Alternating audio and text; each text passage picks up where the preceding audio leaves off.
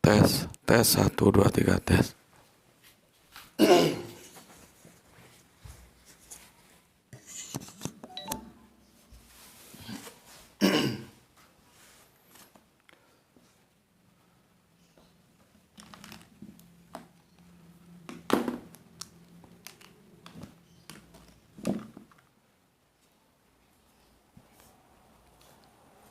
Bismillahirrahmanirrahim. Assalamualaikum warahmatullahi wabarakatuh. Ashhadu an la ilaha illallah, ashhadu anna Muhammad dan Rasulullah. Allahumma sholli ala sayyidina Muhammad wa ala ali sayyidina Muhammad. Kama sholaita ala sayyidina Ibrahim wa ala ali sayyidina Ibrahim bil alamina innaka Hamidum Majid. Sebelumnya kita panjatkan dahulu doa kepada Gusti Allah Ingkang Maha Agung untuk saudara-saudara kita yang telah memberikan sholawatnya berupa infak dakwah kepada channel ini, sehingga channel ini dapat eksis ya, hadir dalam ruang-ruang diskusi kalian semuanya yang ada di dalam negeri maupun di mancanegara.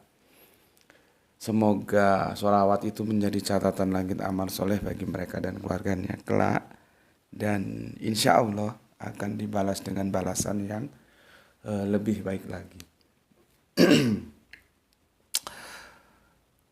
Kemudian untuk seluruh viewer terkasihku dimanapun kalian berada, aku ucapkan terima kasih ya, yang semoga selalu always anti skip dan anti download ya. Tidak bosan-bosannya aku menyampaikan itu sebagai pengingat ya, anti skip dan anti download ya. Tapi bagaimana baiknya ya kalian lah yang tahu gimana seharusnya ya. Dan bagi yang berkenan silahkan di-share link-link kajian dari channel dakwah ini ya. Semoga itu menjadi catatan langit amal soleh bagi engkau, bahwa engkau tercatat sebagai hamba yang telah ambil bagian, ambil peran dalam syiar agama Islam ini. Amin amin ya robbal alamin. Ini puasa, jadi speednya dikurangin, takutnya nanti kalau high speed haus. Ini hari puasa, aku puasa ya. Setiap hari puasa aku puasa karena mengikuti Kanjeng Nabi. Kanjeng Nabi ketika ditanya, kenapa engkau berpuasa di hari Senin ya Rasulullah? Maka Kanjeng Nabi menjawab, karena hari Senin itulah aku dilahirkan. Jadi yang dipuasain Kanjeng Nabi itu sebetulnya bukan Seninnya, kelahirannya. Seandainya Kanjeng Nabi lahir hari Selasa seperti aku, maka hari Selasa itulah Kanjeng Nabi berpuasa. Jadi puasa itu sebagai bentuk milad, syukur kita atas kelahiran kita dengan cara berpuasa, bukan cara ulang tahun. Kita nggak punya ulang tahun, yang punya kita ulang hari ya. Karena Kanjeng Nabi setiap hari kelahirannya puasa begitu. Dan ini jarang dipahami ya. Makanya lihat, bagi viewer-viewer yang baru silakan lihat videonya sudah ada, atau tanya seniormu tentang puasa kelahiran. Dan semoga kamu bisa mendidik anak-anakmu, jangan terbiasakan berulang tahun apalagi dengan poya-poya. Nggak boleh ya. Aku sedikit mensitir ini berpoya-poya karena kita akan mendiskusikan tentang itu, sesuatu yang berpoya-poya, sesuatu yang berlebih-lebihan, sesuatu yang jumawah ya, sesuatu yang selalu kurang ya. Jadi cara memperingatinya berpuasa ya, bukan ulang tahun itu. Kita ulang hari bukan ulang tahun. Oke. Apalagi nih, jadi error aku. Selanjutnya aku akan membayar hutangku ya kepada kalian yang telah merequest ya. Silakan request ya, tapi simple, tujuannya yang apa, yang mau dibahas, surat apa, ayat apa, maunya gimana gitu ya. Jangan bertele-tele supaya aku bisa fokus memberikan jawaban. Oke. Ini request dari saudara kita AG di Bogor Timur. Kalau yang tadi malam kan saudara kita yang ada di Tangerang. Mohon maaf ya, maklum lah ya. Karena aku ini ya sesuai dengan keadaan kantong lah ya. Ini wifi-nya kan wifi RT RW. Jadi saat apa namanya? Satu station itu dipakai sa RT sa RW. Jadi bareng-bareng. Kekuatannya 10 Mbps. Tapi walaupun 10 dipakai orang sa RT ya, ya tahu sendiri.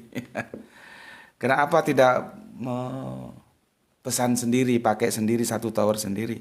Alasannya pertama rumahnya masih ngontrak. Yang kedua secara ekonomis ya dengan konsekuensi logis sinyalnya kadang bermasalah kalau ngunggah, kalau seperti tadi malam kita live itu aku lihat ulang gambarnya ternyata buruk karena sinyal. Kalau sinyalnya terganggu gambarnya pasti buruk gitu, dan gambarnya buruk yang tadi malam kita live ya. Untungnya suaranya masih bagus gitu. Kalau nanti sudah ada rezeki, sudah rumah sendiri, pakai tower sendiri ya, pemancar sendiri yang itu.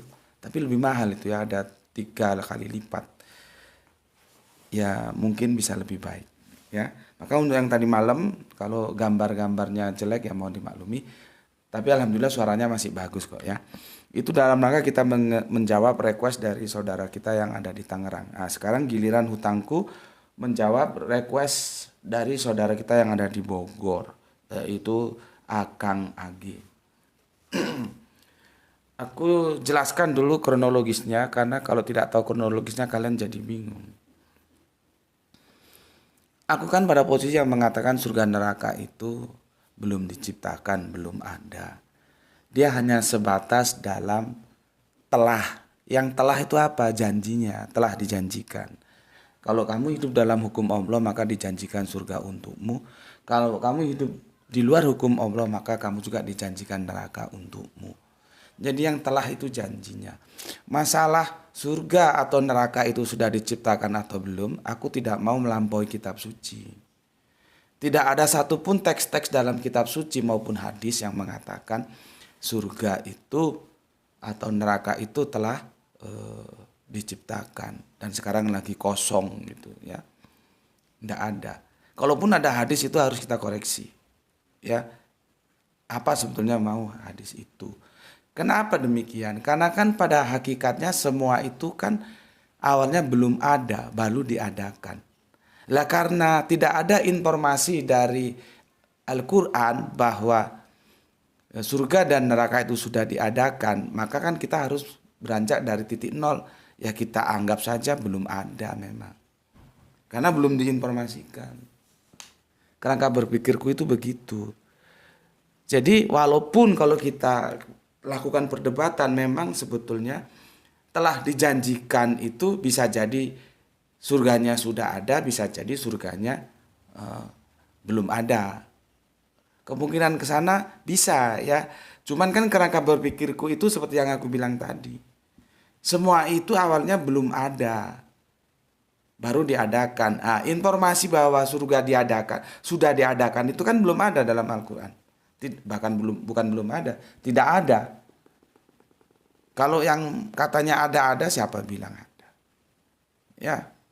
Nah, awalnya kan kita berbicara tentang surga. Tapi kan aku sudah bilang surga dan neraka itu satu tarikan napas, satu fase. Karena itu keduanya berbicara tentang eskatologi. Ya. Dia berbicara tentang eskatologi yang kita masih fiction. Kita belum sampai ke sana. Kalau itu surga akhirat, hati-hati lagi. Surga yang mana dulu? Ya. Maka aku katakan kalau surga belum diciptakan, maka automatically secara linier neraka juga belum diciptakan. Karena sama-sama eskatologinya. Sama-sama fictionnya kita belum sampai ke sana. Ya, namun juga harus hati-hati ya. Kalau ada kata-kata surga dan neraka, itu surga dan neraka yang mana dulu? Dan itu sudah aku jelaskan. Ya. Baiti jannati, rumahku surgaku. Surgaku ini. Seperti di surat 3103, orang Arab itu yang selalu berperang sesama mereka antar suku, Allah bilang, saat itu kamu sudah di tepi jurang neraka. Neraka yang mana ini? Harus hati-hati, ya. Harus hati-hati. Kesalahan-kesalahan kita, kesalahan pondok-pondok pesantren kita, kesalahan ustadz-ustadz kita, ya, kiai-kiai kita, itu diwariskan kepada santri-santrinya, sehingga santri-santrinya sampai sekarang ya tetap bodoh, tetap goblok, tetap blow on. Kalau sudah ada diksi surga, diksi neraka, orientasinya itu pasti akhirat. Itu sebuah kebodohan. Karena surga dan neraka itu ada dua domain. Dia domain dunia atau domain akhirat. Gitu loh. Tidak bisa ujuk-ujuk ketika ada surga dan neraka itu otakmu langsung menuju kepada surga dan neraka yang nanti akan kita tempati. Itu kan menjadi kacau. Ya, itu menjadi kacau. Itulah kegoblokan yang harus kita potong. Kita potong sehingga nanti kalau kamu ngaji di sini itu tidak kamu wariskan lagi ke anak cucumu.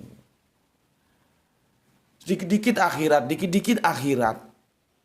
Jadi kehidupan keberagamaannya itu menjadi liar dan tidak berfungsi karena dikit-dikit akhirat, dikit-dikit akhirat. Seperti kemarin kita sudah bahas, dikit-dikit mukjizat, dikit-dikit mukjizat. Ada metafora anak dalam ayunan dikatakan mukjizat, bayi bisa ngomong. Nggak bisa cerdas nanti umat ini kalau cara ngajinya seperti itu. Jadi kebodohan, kegoblokan itu tetap aja terwariskan dari generasi ke generasi, gitu aja. Ya, maka kita berusaha sedapat mungkin kita potong itu, kita potong. Meskipun kita berhadapan dengan mainstream, ya biarlah. Mereka bilang kita sesat, bilang kita nggak ikut ulama, bilang kita begini begitu, itu resiko yang harus kita tanggung dan nggak perlu dilayani, biarin aja. Kalau kita layani habis waktu. Habis waktu sementara kita tidak dapat apa-apa. Kita kan akan merubah secara kultural agar kehidupan keberagamaan kita lebih baik dengan cara apa? Berquran dengan pemahaman yang baik. Begitu ya. Kalau ada yang bilang begini gitu ya biarin aja. Anggap saja radio rusak, nanti juga berhenti sendiri. Nggak usah dihiraukan. Kecuali mereka ngajak diskusi baik-baik, baru kita layani gitu. Ya. Jadi kerangka berpikirnya dari sana ya. Maka timbullah pertanyaan ini.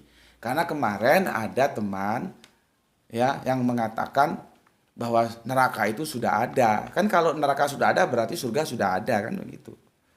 Aku bilang tidak. Siapa bilang neraka sudah ada? Neraka yang mana dulu?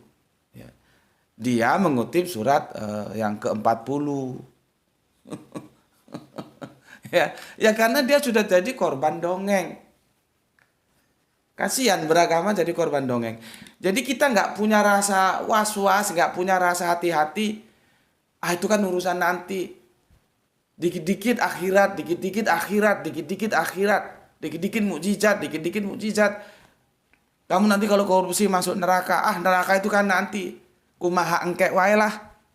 Kalau kata saudara kita dari Sunda sana kan, kumaha aing mah kumaha engke wae atuh. Aku mah bagaimana nanti aja lah, yang penting sekarang. Sekarang aja sudah sulit makan, bagaimana ngurusin nanti. Jadinya kan kerangka berpikirnya pragmatis seperti itu, dan itu kan menjadi kehidupan setan yang seperti itu. Karena apa? Karena ngajinya salah. Dikit-dikit akhirat, dikit-dikit akhirat. Ada surga akhirat, ada neraka akhirat. Itulah karena kajian-kajian kita terlalu terikat pada metodologi formalistik dan tidak bisa. Cobalah kerangka berpikirnya, otaknya itu dibenahi. Kita selalu memberikan cek kosong kepada orang-orang yang sudah distempel ulama, yang pakaiannya itu dari cara fashion yang digunakan, dia tuh ulama, yang kepalanya ada serban, itu ulama. Terus diberi cek kosong mesti benar. Belum tentu. Orang sahabat Ali sudah bilang kok, Kamu nggak perlu lihat, tutup mata tutup telinga lah siapa yang ngomong. Tapi ketika yang diomongkan itu seiring selaras dengan Al-Quran, harus kamu terima. Tapi kan itu tinggal slogan saja. Aku ngomong sama itu ulama-ulama yang ada di YouTube yang terkenal itu. Yang diomongkannya itu sama, tapi penerimaannya beda-beda. Karena apa? Karena secara tampilan aku ini nggak marketable, gitu loh. Cuma kan aku nggak ada urusan. Kita kan bertarung dalam pemikiran. Ini ranah diskusi, ranah otak. Gue nggak ngurus mau lu kiai, ulama, profesor, doktor, kagak ada urusan. Salah. Nggak terima, ayo kita diskusi. Gitu. Ya. Jadi tolong dipahami ini dulu. Nah, nanti kalau aku sudah menjelaskan ayat ini, kalau menurutmu penjelasanku itu tidak lebih bagus dari penjelasan yang kamu terima dari ustadz-ustadz yang lain yang ada di YouTube, yang ada dimanapun, saranku kamu tinggalkan tempat ini dan lebih baik kamu ngaji di sana. Kalau nanti penjelasanku tentang ayat yang mau aku jelaskan ini masih lebih baik penjelasan dari ustadz-ustadz yang kamu anggap top, ustadz-ustadz lain, maka aku sarankan silakan kamu ngaji di sana, jangan ngaji di sini. Karena kan di sana tentu lebih bagus, ngapain juga ngaji di sini. Gitu. Ya. Tapi aku yakin belum ada yang menjelaskan sebagaimana cara aku menjelaskan surat yang aku akan jelaskan nanti. Aku yakin seperti itu. Kamu nggak terima, ayo kita ketemu. Siapa kiai, ustadz, profesor, doktor yang mau kamu temukan. Jadi aku tidak kaleng-kaleng. Ya, aku mengkritik salah satu ulama yang sudah menolorkan tafsir Al-Misbah. Nggak ada urusan sama aku. Meskipun pengikut-pengikutnya akhirnya banyak yang menyerang aku. Orang yang aku kritik aja diem kok, dia yang anjingnya kok rame. Dan aku mengkritik itu kan pemikiran. Dalam kerangka berpikir akademis itu harus equal. Bukan berarti aku tidak menghormati beliau. Aku menghormati beliau. Kalaupun ketemu aku nggak segan-segan untuk mencium tangan beliau. Karena beliau di samping dari usia itu memang pantas jadi bapakku karena lebih sepuh. Dari segi keilmuan beliau juga lebih berilmu daripada aku. Dengan dua pemikiran itu maka aku layak untuk mencium tangannya. Tetapi masalah pemikiran, kepintaran, beliau pintar. Tapi kan sepandai-pandai tupai melompat, satu saat jatuh juga. Pada saat beliau jatuh itu, pada waktu itu bahas tentang Natal, aku ingatkan. Gitu loh. Ya. Maka sekali lagi, kalau nanti aku jelaskan ayat ini dan kamu merasa ada yang lebih baik menjelaskan ayat ini daripada Gus Beti, saranku angkat kaki dari sini, silahkan ngaji ke ustadz, kiai, ulama, siapa saja yang kamu anggap lebih baik menjelaskan ayat ini daripada aku. Ya, oke. Ini anunya, requestnya dari saudara kita dari Bogor Timur ya, Kang Mas AG ya. Maaf Tuan Guru, diperlihatkan neraka kepada Fir'aun di alam barzah. Supaya cepat aku langsung respon aja ya supaya cepat. Kamu bisa jelaskan sama aku kok, kamu bisa langsung ngomong di alam barzah.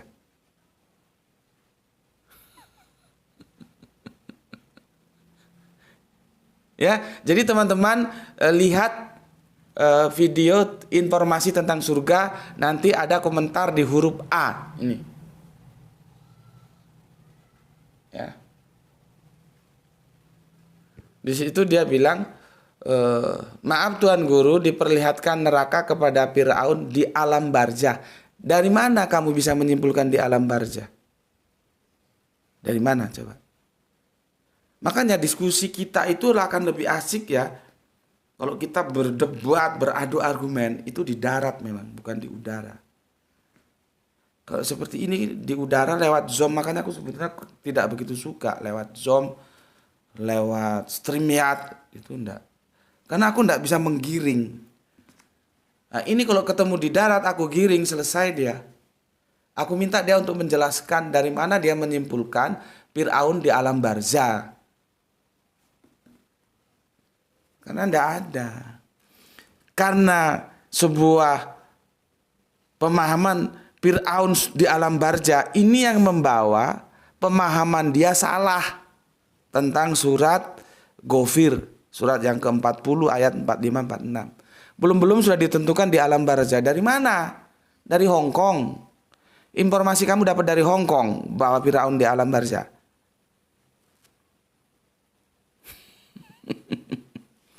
Ya. Oke.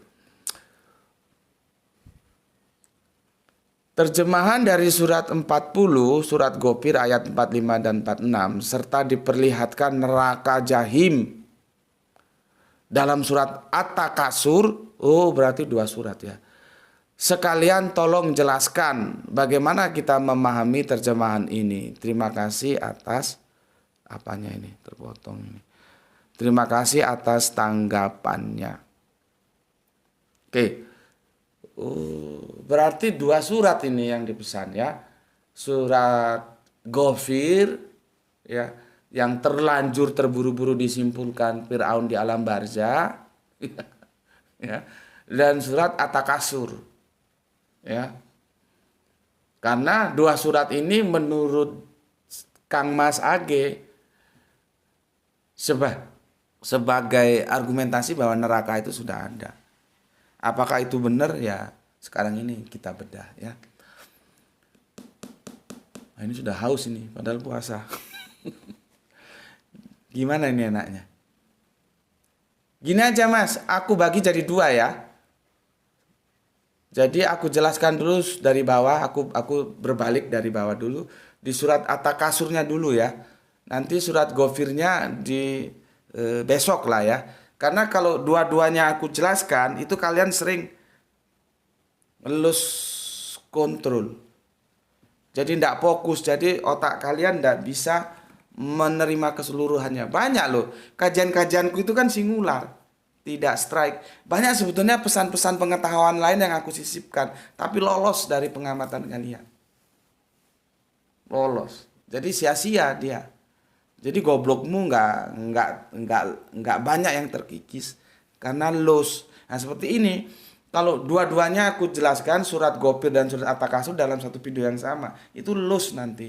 Maka lebih baik supaya lebih fokus, supaya bisa masuk ke otakmu, kesadaranmu sehingga kamu cerdas dan itu menjadi simpanan dalam hatimu untuk menjadi amalanmu. Maka satu-satu aja dulu ya. Kita menjelaskan surat At-Takasur dulu. Oke, ya. Maka seperti yang aku pesan tadi, kalau ada menjelaskan surat At-Takasur lebih baik dari aku, silahkan kamu hengkang dari sini dan lebih baik ikuti pengajian yang kamu anggap ustadz, kiai, ulama, profesor, doktor, siapapun yang lebih baik menjelaskan surat At-Takasur daripada aku. Karena apa? Aku terus terang prihatin. Kenapa banyak maling, kenapa banyak koruptor, kenapa banyak orang saling memakan haknya yang bukan haknya. Itu kan semua haram. Karena salah memahami surat At-Takasur. Dan di mana-mana.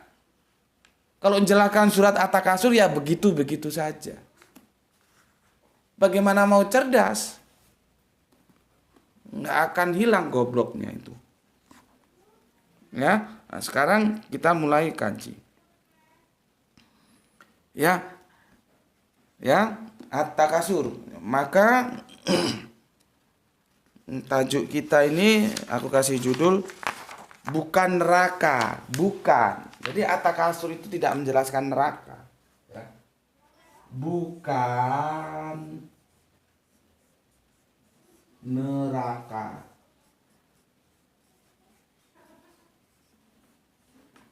Ya.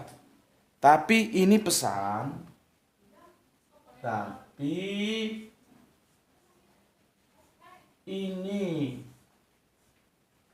pesan dari ini pesan Quran surat At-Takasur, ya. Ayat At-Takasur, ya. Ini ada ayat 1, ini surat At-Takasur itu surat yang ke-102, ya. 102 1 sampai 8. Ya. Ya. Jadi banyak yang mengatakan, oh, neraka itu sudah dijadikan. Yang awalnya kita diskusi tentang surga, ya. Dia minta penjelasan bagaimana surat At-Takasur ini. Maka aku katakan, surat At-Takasur itu bukan menjelaskan neraka. Tapi ini loh pesan surat At-Takasur. Ini yang mau kita kaji ini. Ya. Yang mau kita kaji ini surat pesan surat At-Takasur. Nih. Ya. Sekarang kita ke surat yang pertama. Ya. Surat yang pertama. Alhaakumut takasur. Bermegah-megahan telah melalaikanmu. Pertanyaanku, dari mana kata bermegah-megahan itu? Dari mana? Bermegah-megahan itu, ya, fager, itu bermegah-megahan. Arubiunnya. Ini alhaakumut takasur. Ya. Kok bisa diterjemahkan bermegah-megahan? Dari mana? Ya. Jadi itu kan begini, At-Takasur, ya, kan begini. Ini kalau yang tahu pernah belajar nahwu sorof ngerti ini. Kenapa ini At-Takasur bukan Al-Takasur? Nggak boleh Al-Takasur, nggak boleh, harus At-Takasur. Lihat ini. Sama hurufnya. Sama dengan apa pondok yang terkenal itu di Indramayu itu apa namanya? Aduh, error, lupa. Pondok apa sih itu? Error aku, ya. Itu juga gitu. Banyak yang salah nyebutnya. Salahnya di sini. Dikirain dia semua itu al. Enggak harus al, mengikuti sini misalkan an. Ini nggak bisa al-nur. Ini yang kemarin tanya sorof nahwu, ya contohnya seperti ini. Apa itu isim, fi'il. Jadi huruf itu kan ada 29 kalau kami. Nanti ada yang 28, ada yang 30 itu urusan dia. Urusanku huruf itu 29. Komaria, samsia, alif itu nggak boleh ikut mana-mana. Nggak boleh ikut komaria, nggak boleh ikut samsia karena dia lambang Allah independen. Ya. Komaria 14, Samsia 14, 28, tambah alif 29. Ya. Ini nggak pernah dibilang al-azaitun. Sorry. Ini nggak boleh. Al-nur nggak boleh. Harus an-nur. Ya. Makanya aku lihat di TV, tapi yang orang yang membicara, orang yang baca beritanya orang kafir, ya dia nggak ngerti. Tapi lebih mirisnya lagi, jangankan orang kafir, yang Islam juga nggak ngerti. Dia bilang begini. Al-zaitun.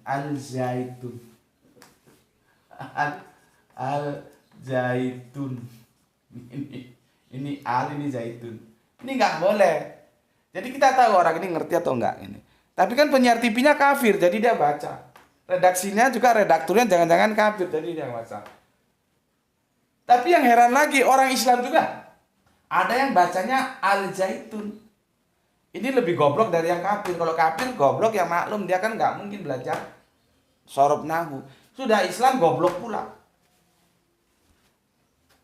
Itu loh. Karena apa? Nggak mau ngaji.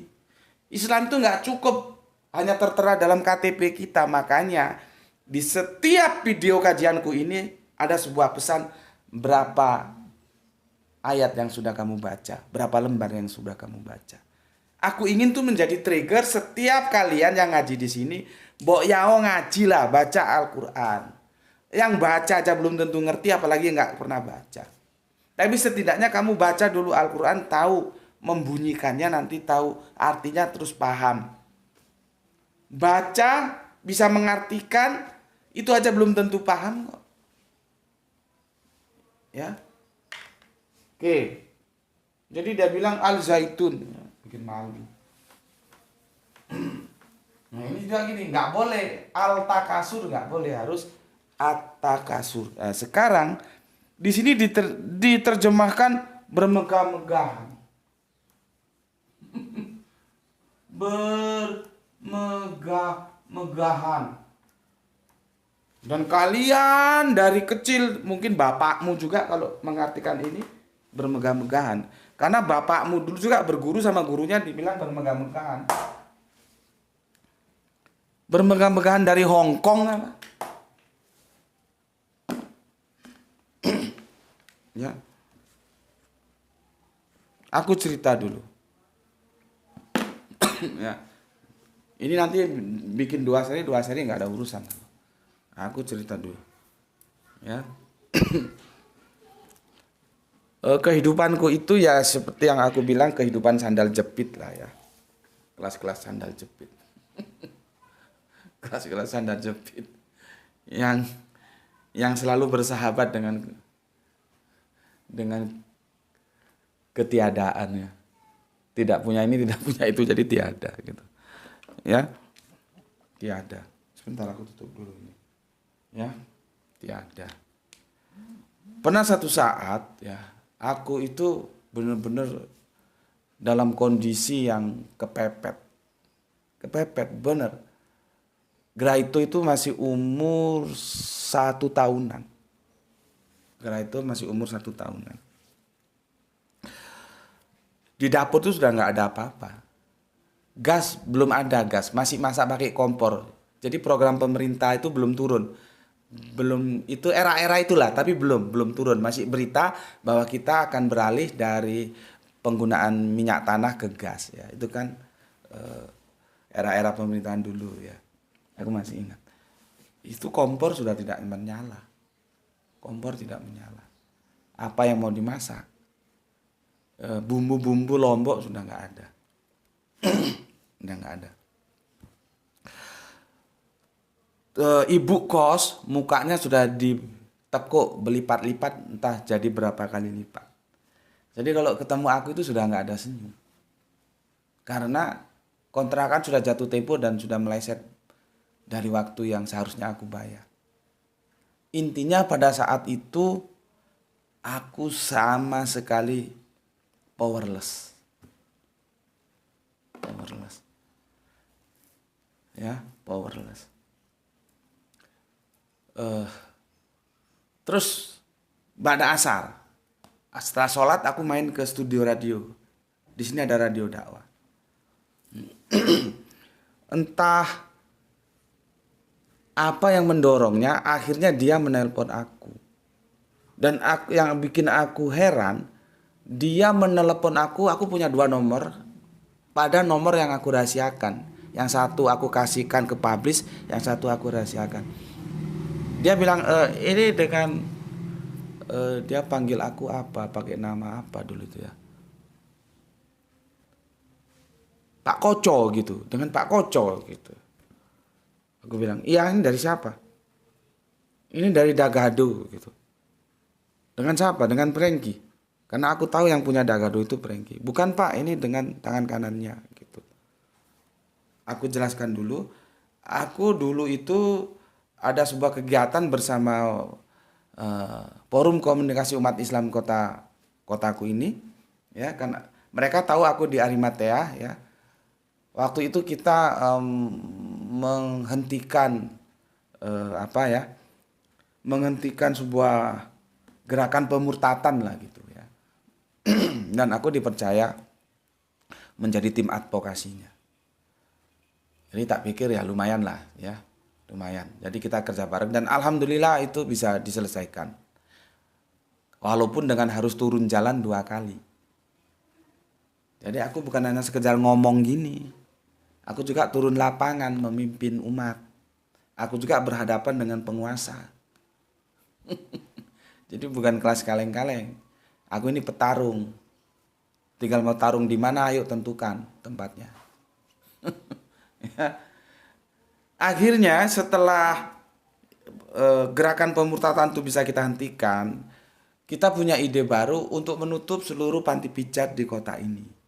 Supaya kota kita itu kota yang bersih lah dari pandangan yang cenderung maksiat gitu ya. Jadi itu pun kita bagus mainnya ya. Kita kirimkan surat permohonan kepada kepala daerah supaya izin-izin dari panti pijat yang ada di sini itu tidak boleh diperpanjang. Kalau dia mau beralih ke bisnis lain silahkan. Jadi bukan hari ini kita ngajukan permohonan ke kepala daerah, semua panti pijat ditutup. Oh enggak begitu. Itu enggak elegan namanya ya. Kita maunya elegan. Ya. Sorry. Jadi kita mengajukan permohonan supaya surat izin, kan harus ada surat izin usaha itu ya. Kan itu kan per termin waktu. Yang sudah habis jangan diperpanjang. Jadi seleksi alamnya seperti itu yang kita ajukan. Kalau dia mau bisnis lain silahkan. Tapi untuk yang panti pijat tidak gitu.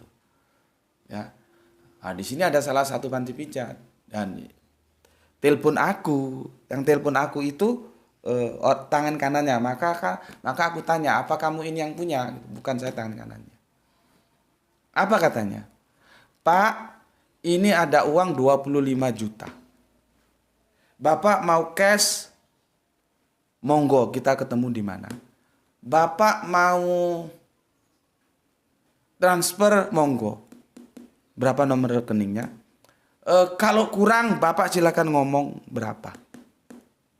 Dengan satu syarat, tolong permohonan ke kepala daerah tentang penutupan panti pijat itu ditarik. Cuman itu doang permintaannya.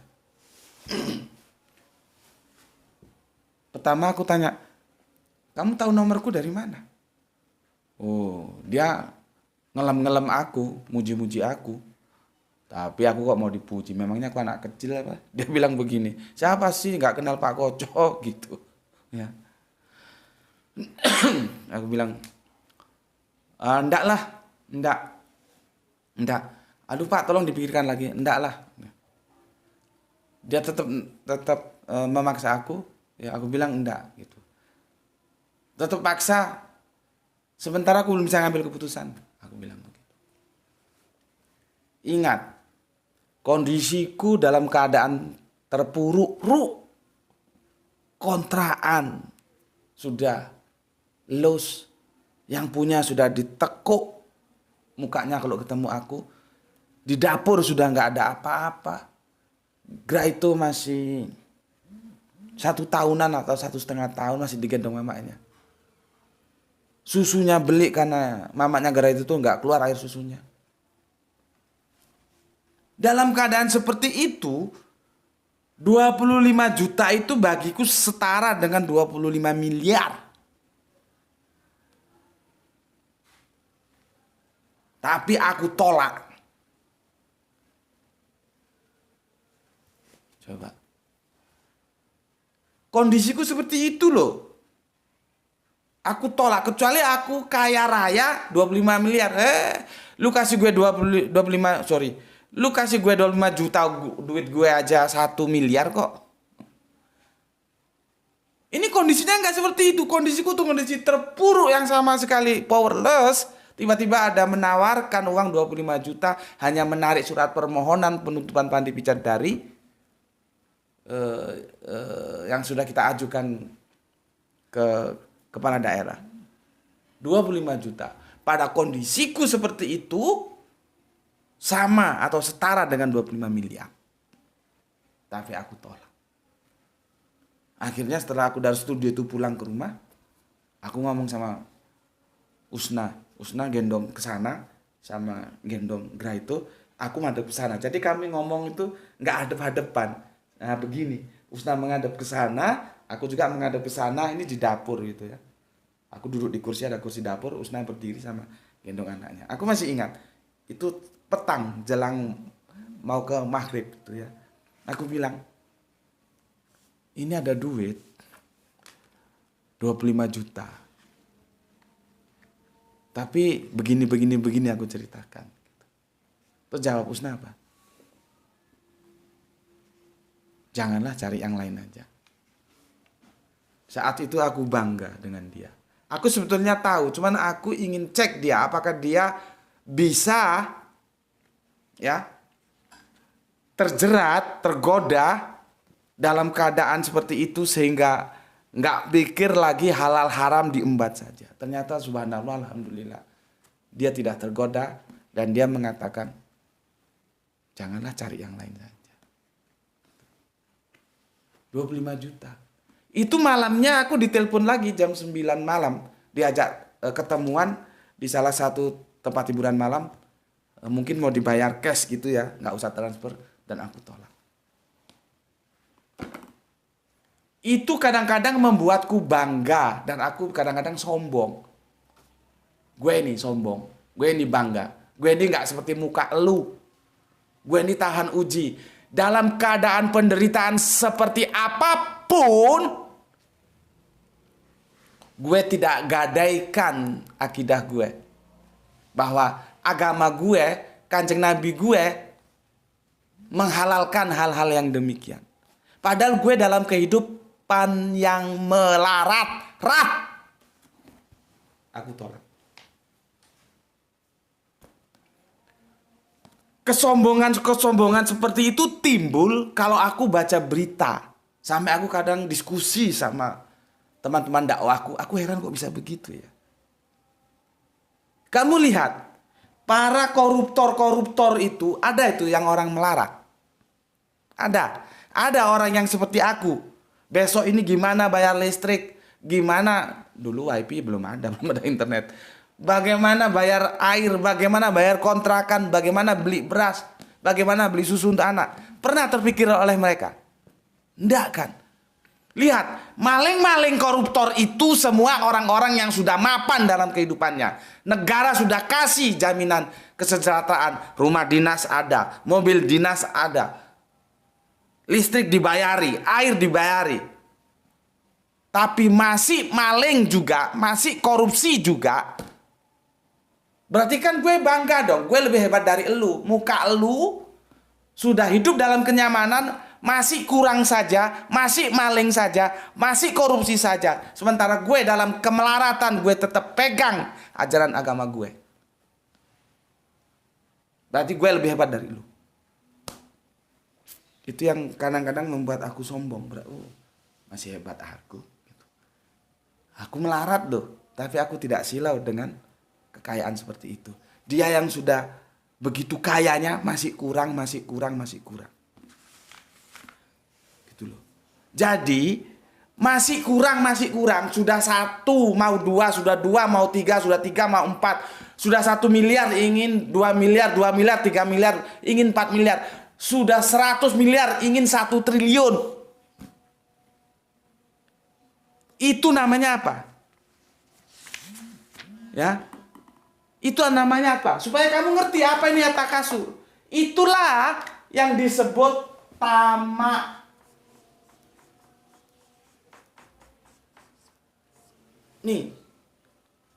Jadi takasur itu berasal dari kasir.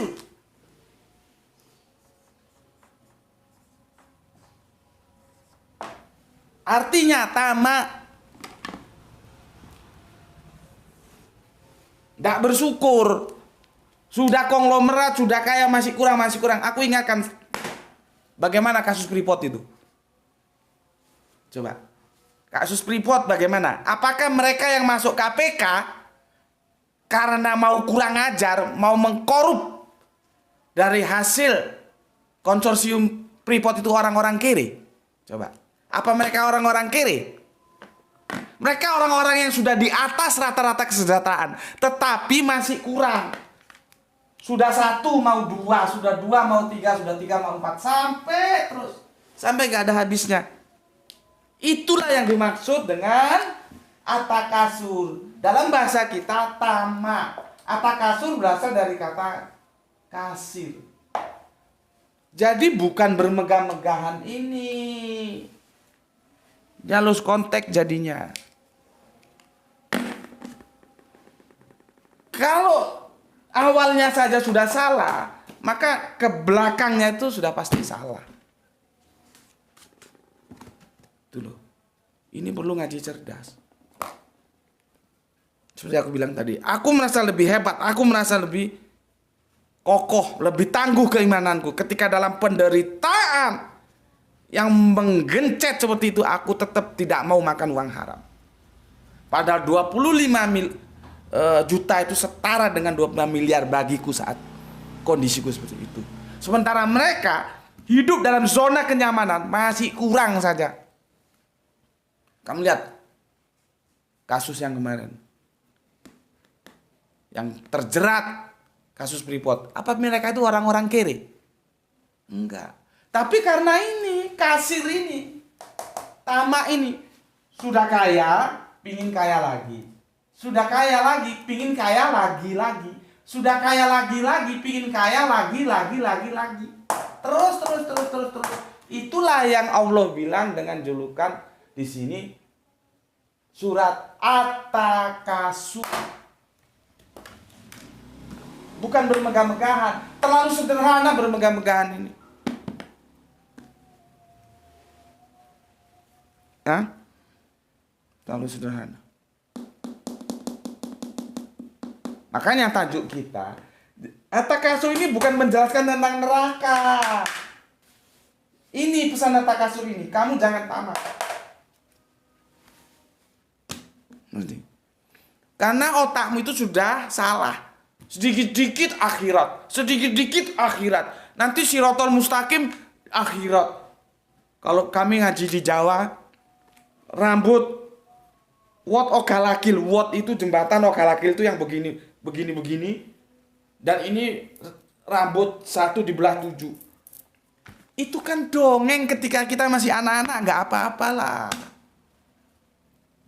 Supaya kamu mau ngaji, kita masih anak-anak dulu didongengin guru-guru kita seperti itu, ya nggak apa-apa. Cuman sekarang kan sudah dewasa. Kita masih kecil pakai sepeda roda 3 nggak apa-apalah.